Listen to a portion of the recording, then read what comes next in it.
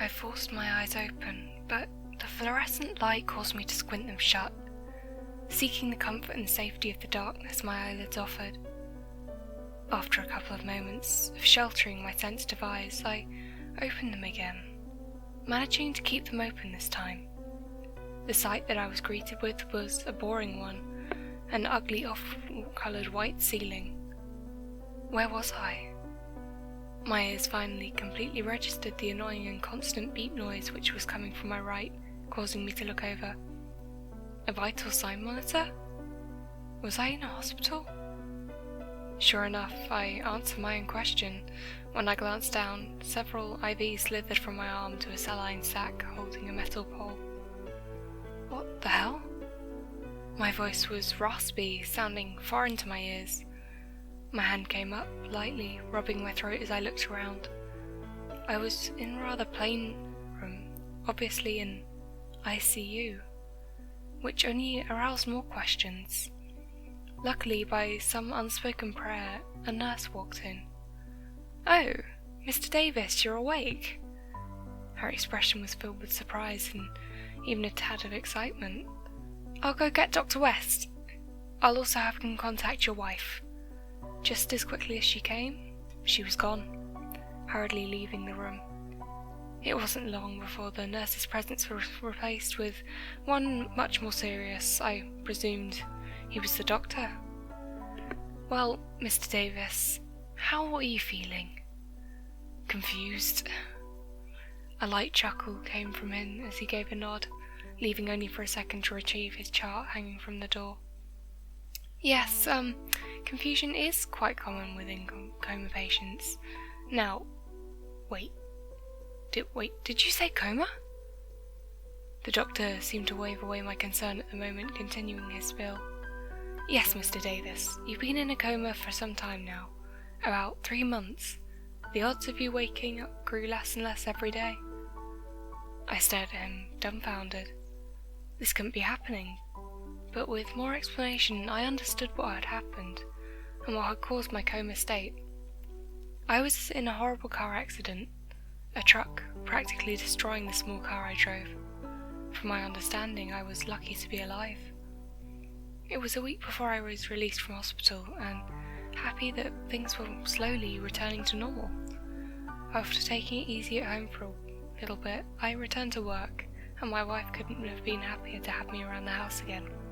But after about 5 weeks from being released, I began hearing strange things. I sighed as I typed my office report. Oh, the joys of working in an office. "Hey." I paused my typing, my eyes flickering upwards to the screen to look around. No one was in the office except for me. Weird. Well, you know what they say. Long office nights can make the imagination run wild. I saved up my files and went home, getting some long-needed rest. Wake up. My eyes opened from sleep, staring at the sleeping face of my wife, and I lightly shook her. "What?" she grumbled, obviously not happy from being woken. "Sorry, I thought I heard you say something." From that moment on, things only got worse. The voice became constant, asking me questions and pleading with me. It kept me up at night. It drained me. It became all I could think about.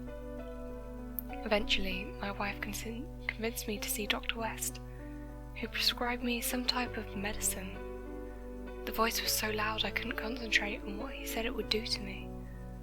It's been 2 weeks since I began the medicine, and it's helped a lot. The voice isn't as frequent, and things slowly began to become better. The bags under my eyes went away, and my wife and I were happy. One night, I was sitting on my couch, my arm wrapped tightly around her. We were watching some chick flick or something. I made her so happy, so of course I told her I would watch it, and when it was finally over, we headed to bed. I slipped underneath the covers, pulling my wife to my chest there as we lay. "Honey, you should really wake up." The atmosphere shifted as I looked down on her. What did she say? Wake up, honey. What do you mean? What up? I'm awake.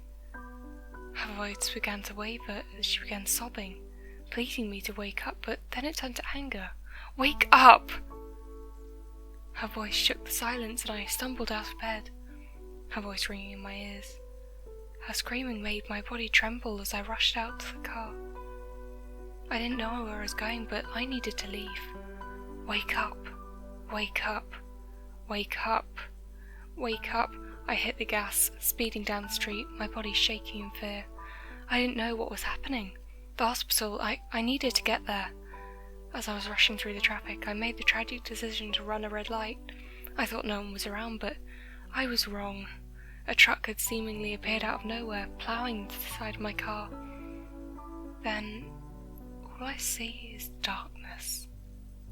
The dark was rather comforting. There was no pain, but the longer I stayed in the darkness, the more aware I began to be. Doctor, do you think he'll ever wake up?